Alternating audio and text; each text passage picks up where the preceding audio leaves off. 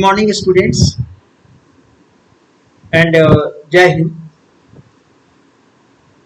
We are in process of the revision of the chapter, the first chapter, the second chapter of the first book, titled titled as the demographic structure of the Indian Indian society, Indian society or Indian society. We have already studied a lot in this chapter, and twice we are studying it or through the video lecture.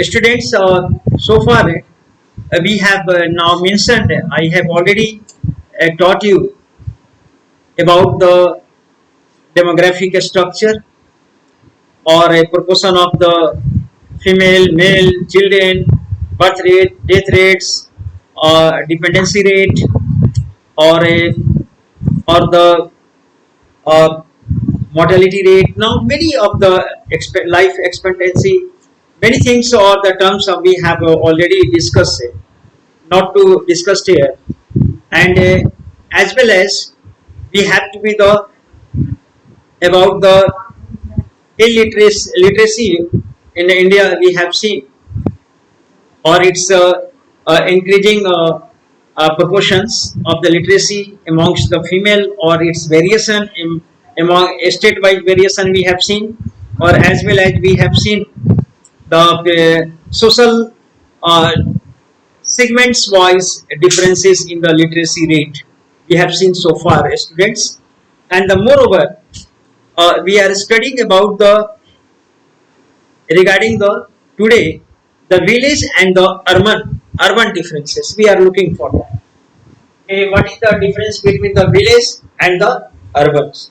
So now, students, we have seen that we are still in our country, as the many of the data we have seen that 67% populations are now the living in countryside, and they have the agro-based economy, and only the vast segment of our population living in villages, but they are contributing one fourth of the our total GDP only.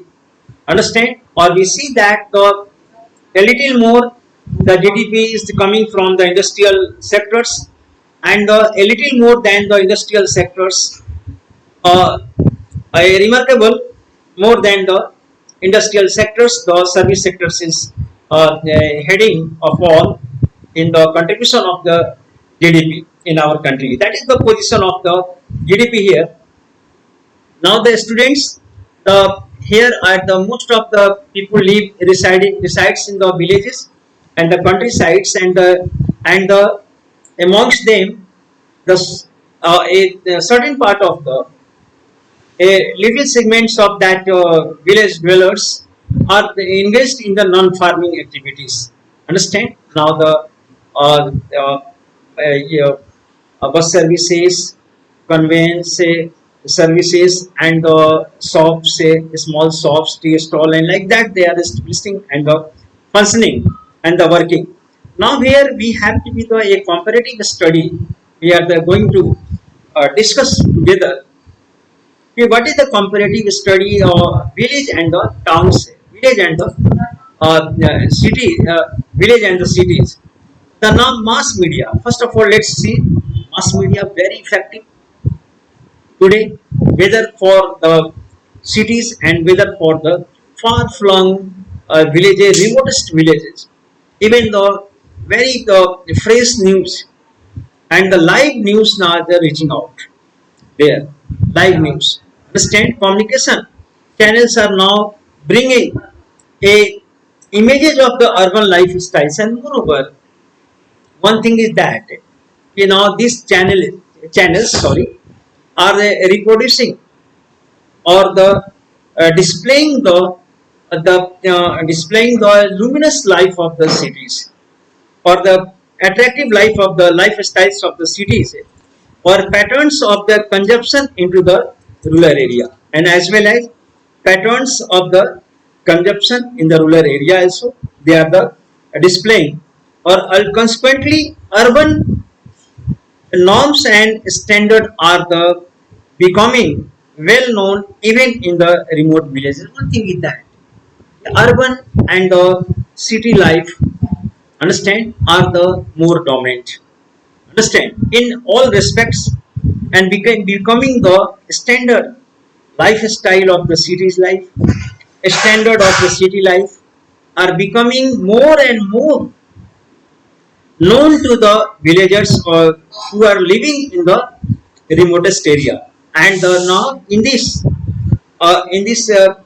just a process of their knowing, the media is playing the very vital role and reaching out to the villages, creating a new desires, and these medias, understand, displaying the lifestyles and standard life of the cities, attractive or luminous life of these cities, understand, are the now creating these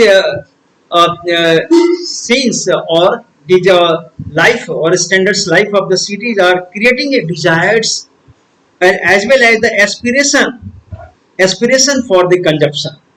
Now the way of living and the way of consumption in the towns and the cities, these villagers are also desirous of the getting that state and the consuming those things which are being used frequently in the cities and the towns as a mark of the standard of living or the status. So these villagers are also being attracted. Mass transit and the mass communications are bridging the gap between. One thing is that it is now acceptable fact that, because of the mass transition, because of the mass communications, understand, the village and cities are okay, and the life standards are coming together. Just a closing that embracing the distance between the village and the towns. These communication system or transit systems are the embracing gap between the rural and urban areas. Gap is the now reducing through that transit system, or as well as through the mass media communication, bridging gap between the, even in the past area, sorry, even in the past area, we can see that even in the past, in the previous period, the rural areas were never really beyond the reach of the market forces. Although the village had its reach out, village markets and the villages had we are reaching out to the cities and the towns, and the forces today, they are being more closely integrated into the consumers market, and but that they were aligned or they are joined with the cities even in the previous decades, understand, but now they are the more closely and the more coming more closer, understand, and more being more closer, understand. So this is the our becoming the more integrated, understand. This process is because of the communication, road system, uh, transportation development in all, okay, and the electricity development, electricity, this are the, or electronic media is bringing the village and cities together, and people were the coming and getting together, or here consumers market. Consider from an urban point of view, let's see the rapid growth of an urbanization sold. Now we are know well known that in the urban and the cities, a rapid process of the transformation of the a transformation of the cities.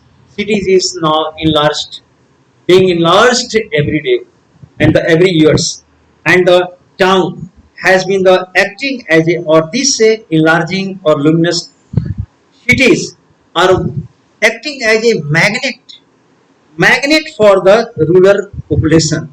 Rural populations are the much attracted by this luminous life of the cities and the towns.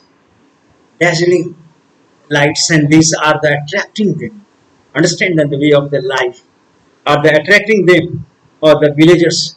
That's why and the who can't find work, sufficient work in the, and those who are not getting the sufficient work in the areas villages, they are where they make their route, they make their they head they they head towards the cities and migrate. Internal migration happens for getting the new opportunity in these towns, new the life. In search of that, they come in the cities and the towns in the in an enormous number. And this flow of the rural to the urban, this flow migrations has also been the accelerated by the continuous decline of the common properties. One thing is that this internal migration is happening, and the a push theory is now working behind this. In this internal migration, we can say that a push theory is the working here. Now, why the common the decline of the common property resources is reducing in the villages. Common property, I tell you, common property means like the ponds are reducing, and forests have reduced, and the grazing lands are also reduced. So these common property or the common property where they're reducing, as a result, the poor, understand, who have no resources, so they are trying and they are facing towards the city and heading towards that. And these common resources enable the poor. Now we know that in villages, these common resources, grazing ground and the forest or the ponds, others, they help in the survive in the villages. Although they owned little or no land, even those who had no land in the villages, who had no little land, or they were the landless, even then they could survive in the villages. They could now collect the forest, dry wood, dry woods and twigs for their food. They could now from the forest hunt down the things. They could now raise the vegetables in the forest and the common grounds. They could get the fish from the ponds, free fish from the ponds. The fact that these, so even they could now survive, even not having a piece of land. They could survive on these commons property and the commons wealth. But survive, and now these resources have been turned into the private property. These resources have been turned into the private property, as we have already talked about in the Britain. Take the examples of the London, the commons, where the large tracts of the land, forest, and the uncultivated lands, these were now in the England began to be the fenced and began to be the captured by the lords and by the landlords in the Britain. Understand? And this condition forced the large scale of the peasants, understand, towards the cities and towards the towns. So in the similar in our country, this process now began, because as these were made the private property, or whether they are exhausted, ponds may run dry. That is naturally the ponds now running dry. Longer provide enough fish. Forest may have been cut down, and the other hand have to buy many things in the markets that they used to get free. And these things from the ponds, from the forest, and from the grazing lands, these poorers were getting free from the villages, in the villages. But now they had to pay for this. Understand? Pay for this. So this was the reason, and provide enough fish for a state. And these all vanished. And if people no longer have the access to these resources, but on the other hand have to buy many things in the market than they used to get free in the fuels, fodder, supplementary food items, they are they now their hardship increased in the villages. Now they had to be the purchased now. All these were vanquished, the vanished, or vanished or captured by the and became the part of the private property. Understand? Became the private property. As a result, these poor and landless had to purchase now, so it was very difficult for them to purchase these things. Understand? So they began to head towards the cities and towards the okay, and moreover, earnings cash income or this hardship worsened by the fact that opportunity for earning cash income are limited in the villages. Now they required the money for purchasing, but we know the earning, the money earning was the very difficult in the villages. They could not get the money for their as a wages in the villages. So that's why they had to be the purchase these things.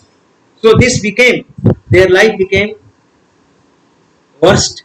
That's why this conditions forced them to migrate towards the cities and the towns. These poor villagers started the migrating or the moving towards. Understand? And moreover, students, sometimes the cities may also be the preferred for second reason of the migration from the village to the towns. For that, sometimes they prefer the cities for the social reasons. Social reasons, especially the relative anonymity.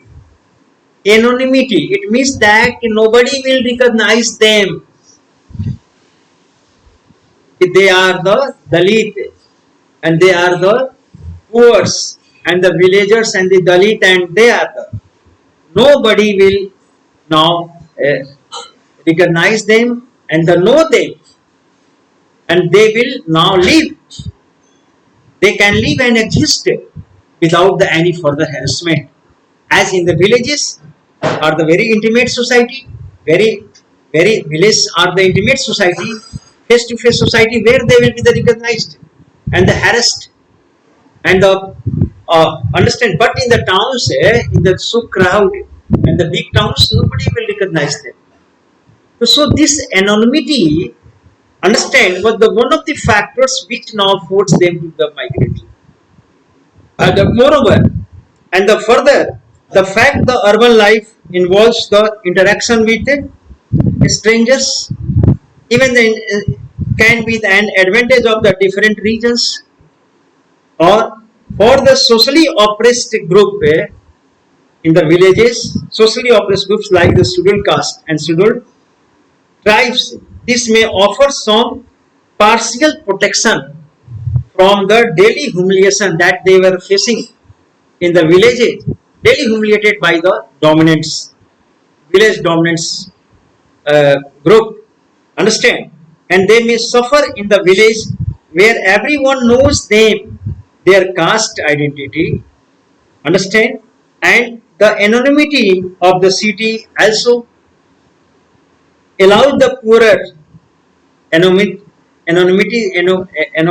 of the village and the poorer sections of the socially dominant rural groups to engage in the low status work that they would not be able to do in the villages. Understand? All these reasons make the city more attractive and attractive destination for the villages. These all things make them. And the swelling cities, on the other hand, the swelling cities, enlarged population. Okay, swelling city testimony to this flow of the population. and creating the slum and the dirt and the mismanagement in the cities and the town. It's become the very difficult for the city managers to manage the city life. It becomes the too difficult. With this crowd are coming in the cities, how to manage, you know, confined places. Okay. And there, this is the evidence from the rapid rate of urbanization. We can know, and the post-independence period. Okay. Now, so the while the urbanization has been the very fast occurring a process, the rapid pace, the highest cities, metropolis have been the growing very fast, while these metros metros uh, attract the migrants from the rural area as well as from the small towns also. Okay, students. So then today I am going to wind up this and population policy in India. A few lines are here to be the explained. Understand? And the next day class I will take a two periods that this further topic will consume the one period, hardly one period. That will be the today. Uh, okay, this is the much or a best of luck for your further two periods more. I will consume this for this one period. One period more. I will consume this chapter with the finished. One period any day I will take. Understand? This period will be the ended, and the next period I shall take, or that this topic will be the finished, and after that the further uh, chapter which have been the not taught on the video. Understand? Will I will start the next. But thank you very much.